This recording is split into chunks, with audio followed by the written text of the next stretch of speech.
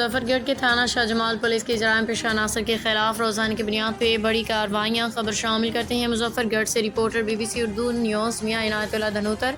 SHO تھانہ شاہ جمال حسنین رضا کی قیادت میں پولیس ٹیم نے مختلف علاقوں میں چھاپہ مار کے 3 قیمتی چوری شدہ بھینسیں، 1 کلو سے زائد چرس، ناجائز اسلحہ برآمد کر لیا۔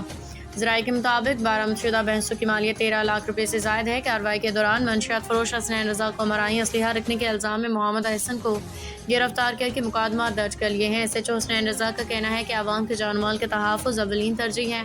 منشیات و جرائم پیشہ عناصر کے خلاف بلا امتیاز کارروائیاں جاری رہیں گی۔ عوامی سماجی حلقوں نے پولیس کی اس بروقت کارروائی کو سراہتے ہوئے خراج تحسین پیش کیا۔ امید ظاہر کی کہ شاہ جمال پولیس اسی جذبے مستقبل میں بھی جرائم کے کلا کما کرتی رہے گی۔